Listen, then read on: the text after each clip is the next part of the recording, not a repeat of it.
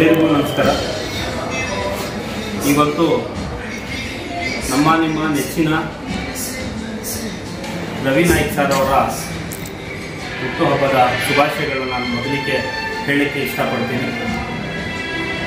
ಇದೇ ನಮ್ಮ ಮುಳುಬಾಗಿಲಿನಲ್ಲಿ ನಗರ ಠಾಣೆಯಲ್ಲಿ ಕೆಲಸ ಮಾಡ್ತಿದ್ದಾರೆ, ಟ್ರೈನ್ ಪೊಲೀಸ್ ಆಗಿ. ನಾನು ಭಗವಂತನಲ್ಲಿ ಬೇಡಿಕೊಳ್ಳೋದು ಇಷ್ಟೇ, ರವಿ ನಾಯ್ಕ್ ಸರ್ ಅವರಿಗೆ ಹಾಗೂ ಅವರ ಕುಟುಂಬದವ್ರಿಗೆ ಎಲ್ಲರಿಗೂ ಕೂಡ ಆ ಭಗವಂತ ಒಳ್ಳೇದು ಮಾಡಲಿ. ರವಿ ನಾಯ್ಕ್ ಸರ್ ಅವರಿಗೆ ಮತ್ತು ಅವರ ಒಂದು ಮಕ್ಕಳಿಗೆ ಮತ್ತು ಅವರ ತಮ್ಮ ಬಂದಿದ್ದಾರೆ, ಮತ್ತು ಹಲವಾರು ಎಲ್ಲ ನಮ್ಮ ಯುವ ಮಿತ್ರರು ಎಲ್ಲೂ ಇಲ್ಲಿ ಸೇರಿ ಈ ಒಂದು ಹುಟ್ಟುಹಬ್ಬದ ಅವರು ಬೇಡಾನೇ ಅಂದರು. ಬರ್ತ್ಡೇ ಏನೂ ಬೇಡ, ಏನೋ ತಗೊಂಡ್ಬರಿ, ಬರೀ ವಿಶ್ ಮಾಡಿ ಅಂತ ಹೇಳಿದ್ರು. ಬಟ್ ನಮ್ಮ ಯುವಕರು ಕೇಳಲ್ವೇ, ಕೇಕ್ ಕಟ್ ಮಾಡಲೇಬೇಕು ಅಂತಾರೆ. ಆದ್ದರಿಂದ ಇವರೆಲ್ಲರ ಮೇರೆಗೆ, ಒತ್ತಾಯದ ಮೇರೆಗೆ ಇದರಲ್ಲಿ ಏನಪ್ಪ ತಿಳ್ಕೋಬೇಕು ಅಂದರೆ ಪ್ರೀತಿ, ವಿಶ್ವಾಸ, ನಂಬಿಕೆಯನ್ನು ಗಳಿಸ್ಬೇಕು. ಅದರಲ್ಲಿ ನಮ್ಮ ರವಿ ನಾಯ್ಕ್ ಸರ್ ಅವರು ಎರಡನೇ ಮಾತಿಲ್ಲ.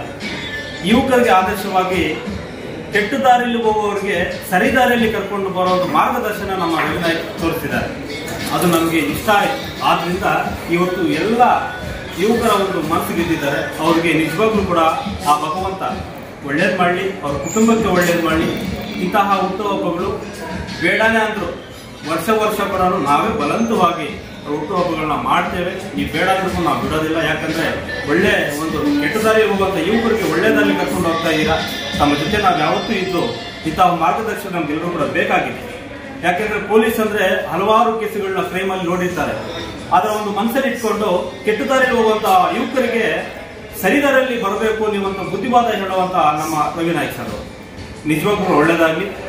ಮತ್ತೊಮ್ಮೆ ರವಿ ನಾಯ್ಕ್ ಸರ್ ಅವರಿಗೆ ಹುಟ್ಟುಹಬ್ಬದ ಆರ್ಥಿಕ ಶುಭಾಶಯಗಳನ್ನು ಹೇಳುತ್ತಾ, ಅದರ ಜೊತೆಗೆ ನಮ್ಮ ಯುವ ಘಟಕದ ಅಧ್ಯಕ್ಷರಾಗಿರುವಂತಹ ಇದ್ರೀಸ್ ಅವರು, ನಮ್ಮ ಕರವೇ ಮುಖಂಡರಾಗಿರುವಂತಹ ನಮ್ಮ ನವೀದ್ ಪಾಷರ್ ಅವರು, ಮತ್ತು ಇರ್ಪಾಕ್ಷಿ ಅವರು, ಜಾಹೇದ್ ಅವರು, ರಾಯದಣ್ಣನವರು, ಮತ್ತು ರವಿ ನಾಯ್ಕ್ ಅವ್ರ ತಮ್ಮ ಅಣ್ಣನವರು, ಮಹೇಶ್ ಅವರು, ಮತ್ತು ವಿನೋದ್, ಅರವಿಂದ್,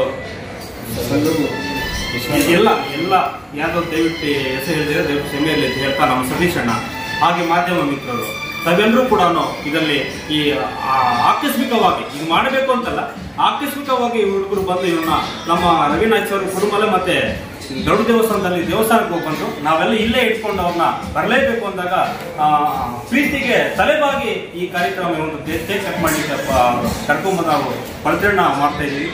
ಒಳ್ಳೇದಾಗಲಿ ಅಂತ ಈ ಸಂದರ್ಭದಲ್ಲಿ ಹೇಳ್ತಾ ಮಗದೊಮ್ಮೆ ರವಿ ಅಣ್ಣನಿಗೆ ಮತ್ತೆ ಅವ್ರ ಕುಟುಂಬಸ್ಥರಿಗೆ ಆ ಭಗವಂತ ಸೃಷ್ಟಿಕರ್ತನ ಆಶೀರ್ವಾದ ಸದಾ ಇದ್ದು ರವಿ ಅಣ್ಣನವರಿಗೆ ಮುಂದಿನ ದಿನಗಳಲ್ಲಿ ಇನ್ನೂ ಉನ್ನತವಾದ ಸರ್ಕಾರಿ ಹುದ್ದೆ ಸಿಗ್ಲಿ, ಇನ್ನೂ ಬಡ ಮಕ್ಕಳಿಗೆ ಕೆಟ್ಟ ದಾರಿ ಹೋಗುವಂತ ಯುವಕರಿಗೆ ಸರಿದಾರಿಯಲ್ಲಿ ತರಲಿ ಅಂತ ನಾನು ಮನಸ್ಫೂರ್ತಿಯಾಗಿ ಆ ಭಗವಂತನಲ್ಲಿ ಪ್ರಾರ್ಥನೆ ಮಾಡ್ಕೊಂತ ಈ ನನ್ನ ಎರಡು ಮಾತನ್ನ ಮುಗಿಸ್ತಾ ಇದ್ದೀನಿ. ಜೈ ಹಿಂದ್, ಜೈ ಕರ್ನಾಟಕ ಮಾತೆ. ನಮಸ್ಕಾರ.